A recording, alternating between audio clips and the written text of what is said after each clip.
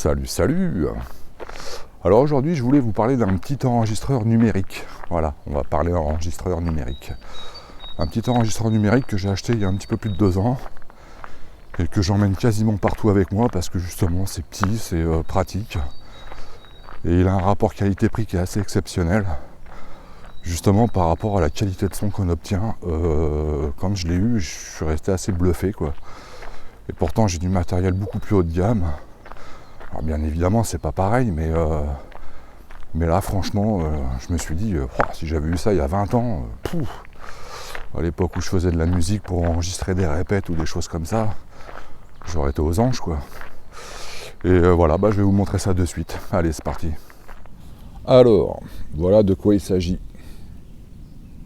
Du Zoom H2 Zen. Petit enregistreur avec tous les micros intégrés. Voilà, vous n'avez rien d'autre à rajouter. C'est juste ça, vous voyez. C'est pas très grand. C'est hyper léger. Donc super pratique. Il y a juste à allumer, à cliquer sur Rec quand vous l'avez déjà réglé, quoi. Et c'est parti, quoi. Donc vraiment, c'est vraiment génial, quoi. Il a une qualité de son qui est assez incroyable pour ce genre de petit appareil. Il a juste, à mes yeux, 2 gros défauts. Le premier, c'est que c'est tout en plastique. Voilà, vraiment, c'est vraiment que du plastique, quoi. Même le pas de vis à l'arrière pour le mettre sur un trépied, c'est du plastique. Donc faites attention, ne vissez pas trop fort, sinon vous allez carrément foirer c'est du plastoc, donc vous allez le foirer, ça sera fini, quoi. Et son autre défaut, mais là c'est personnel, c'est que l'écran est monochrome, il n'est pas en couleur. Alors c'est pas l'écran en lui-même qui me dérange qu'il soit pas en couleur, c'est juste les vues-mètres.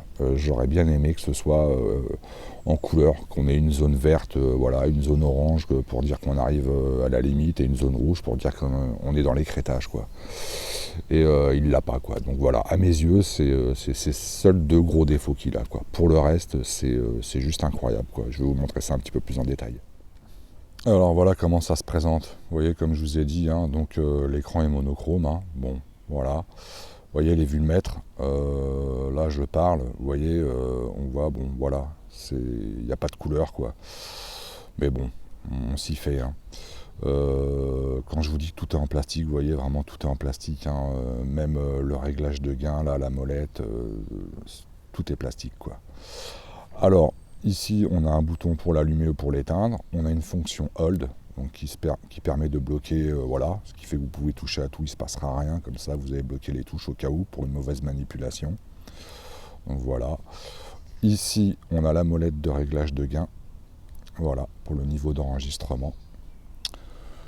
Tout en haut, on a le menu, et franchement, il est assez complet. Et ici, on a pour relire nos enregistrements, avancer, reculer, voilà, quoi.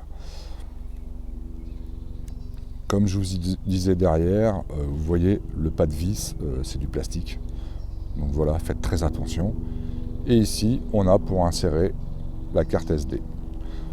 De l'autre côté, on a une prise USB qu'on branche directement, par exemple, sur le PC, ce qui fait que ça nous sert de micro sur l'ordinateur. Voilà, vous pouvez faire,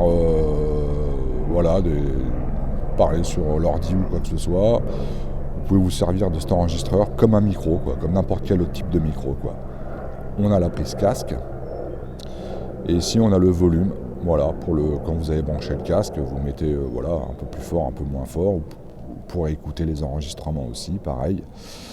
Et là, on a une entrée ligne qui sert aussi pour brancher des micros. Alors là, c'est un jack 3.5. Alors honnêtement, je m'en suis jamais servi. Voilà, mais apparemment, vous pouvez quand même brancher des micros externes au format jack 3.5. Donc, j'ai pas encore testé, quoi. Alors voilà la partie qui est hyper importante.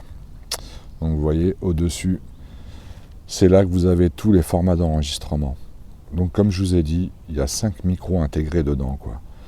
Donc vous avez une position XY qui correspond à une position qui est assez connue, une position stéréo qui a un angle d'ouverture de 90 degrés.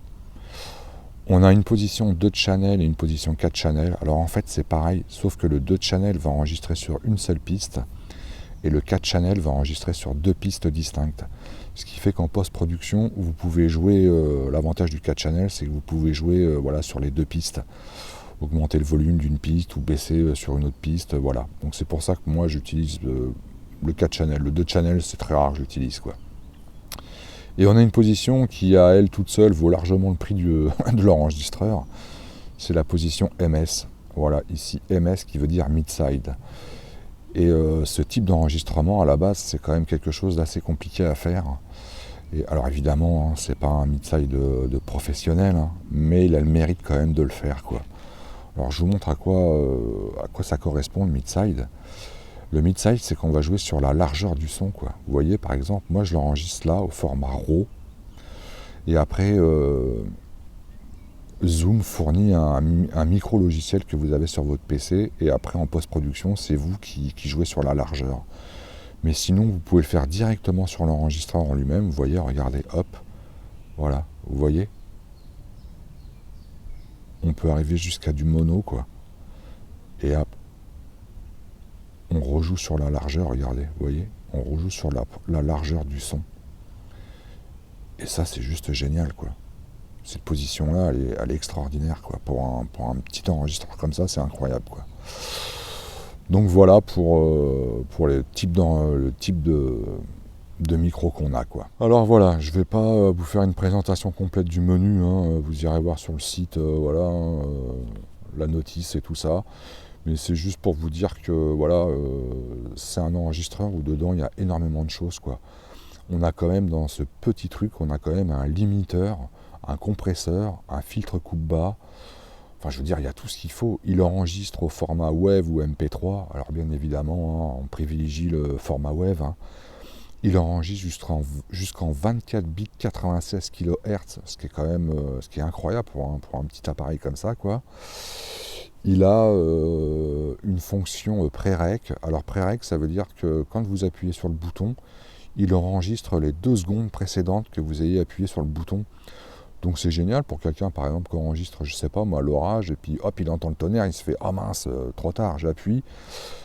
Le tonnerre est déjà là, quoi. Et ben non, le fait d'appuyer, il va enregistrer les deux, je crois que c'est 2 ou 3 secondes avant que vous ayez appuyé. Donc en fait, vous ne loupez pas votre enregistrement. Le seul souci de cette fonction, c'est qu'on entend à l'enregistrement, on entend le clic.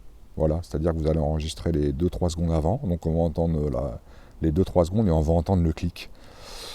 Donc c'est pour ça qu'ils font un blend aussi, vendu à part, où dedans il y a une télécommande, il y a une housse, il y a une bonnette et je crois qu'il y a un petit trépied. Donc moi j'ai acheté le blend à part justement pour la télécommande, pour pas qu'on entende ce fameux clic, quoi. Alors, comme je viens de vous expliquer pour le blend, qui est vendu séparément ou avec, mais donc bien entendu, je crois qu'avec le blend, il doit être dans les pas loin de 200 €. Hein. Donc, pour de l'enregistrement en intérieur, il n'y a aucun souci, quoi. Vous n'avez pas besoin de bonnette. Hein. La bonnette qui est vendue, comme je vous ai dit, avec le blend en extérieur, vous oubliez. Ça sert à rien, il faut acheter, voilà, je le répéterai toujours, mais quand vous faites de l'enregistrement en extérieur, il faut acheter une vraie bonnette anti-vent, quoi. Donc moi j'ai acheté une vraie bonnette anti-vent qui a été faite exprès pour cet enregistreur. Voilà, voilà la bonnette. Ça, c'est une vraie bonnette anti-vent. Voilà, c'est une Ricotte, donc une marque très connue. Donc hop, vous la placez comme ça. Et là, d'accord, ça c'est une vraie bonnette anti-vent. Vous pouvez faire de l'enregistrement, quoi. Et j'ai aussi acheté séparément un petit support comme ça. Voilà, anti-vibration. Voilà, je viens fixer comme ça. Hop, et après en dessous, je mets mon trépied, quoi. Et ça permet d'éviter les vibrations quand vous le tenez à la main avec votre trépied. Voilà, ça limite les vibrations, donc les bruits parasites, quoi. Donc j'ai acheté ça. Donc ça, c'est quelque chose que j'ai trouvé sur Amazon dans les 15 €, quoi. Par contre, ouais, voilà. Le problème, c'est qu'une vraie bonnette anti-vent comme ça, voilà, je l'ai payé, c'est quand même 45 €, quoi. Mais si vous faites de l'enregistrement extérieur, vous n'avez pas le choix. Il vous faut absolument une vraie bonnette comme ça, quoi. Conclusion, c'est un enregistreur que je recommande fortement. Même aujourd'hui à 140 €, moi je l'ai payé un petit peu moins cher, mais même aujourd'hui à 140 €, il les vaut largement, quoi. de par tous les types de positions de micro qu'on a, la qualité de son qu'on obtient quand même pour un truc à ce prix-là, quoi.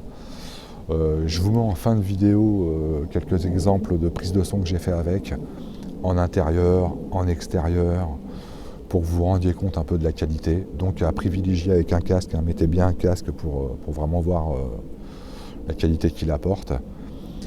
Et je vous dis à une prochaine vidéo. Allez, à plus.